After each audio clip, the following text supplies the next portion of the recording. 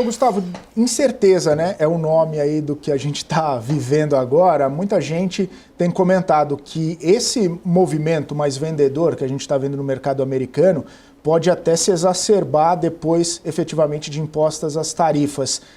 E aí, a pergunta que fica é até onde poderia ir e até onde essa incerteza, esse receio, essa cautela do mercado poderia impactar efetivamente a própria postura de Donald Trump, que sempre foi muito pró-mercado, e agora o mercado talvez se voltando contra a decisão do presidente americano.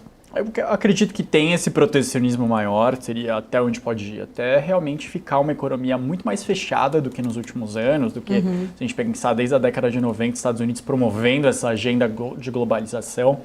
Agora, eles estão em outro momento, acho que desde o primeiro mandato do Trump isso já está bem claro, agora está se intensificando, mas no Biden não deixou de avançar essa agenda protecionista.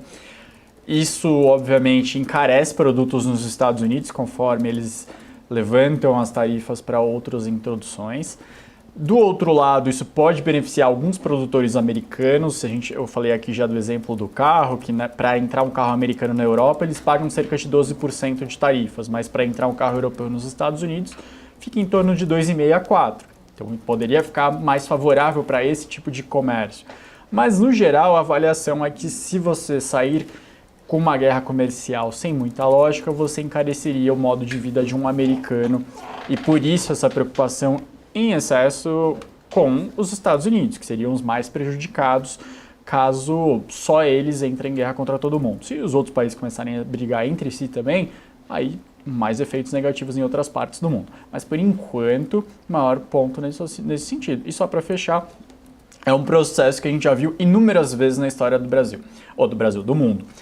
As economias se abrem bastante, a globalização cresce muito, mas alguns grupos acabam sendo excluídos desses processos, os governos não conseguem fazer com que eles não sejam tão prejudicados, eles ganham mais acesso político, mais representação, e as economias fecham um pouco. E depois se abrem de novo e depois se fecham. A gente está, depois de algum período de 3 décadas, mais ou menos, de grande abertura comercial, mais uma vez um período de grande representatividade política de grupos que foram prejudicados com a globalização ao longo dos últimos anos. Então, diante disso, é natural, pensando no que a gente já viu na história. A humanidade ainda não aprendeu a fazer uma globalização, fazer uma integração econômica grande, sem deixar com que alguns grupos sofram muito com isso, e isso eventualmente gera rusgas que a gente está vendo agora as consequências. Gustavo, e essa incerteza, ou essas incertezas, elas terminam hoje com este anúncio aí de Donald Trump, ou a gente deve ver muito ainda o mercado reagindo, tendo volatilidade nos próximos dias, tentando entender até se vai haver retaliação ali por parte de outras economias?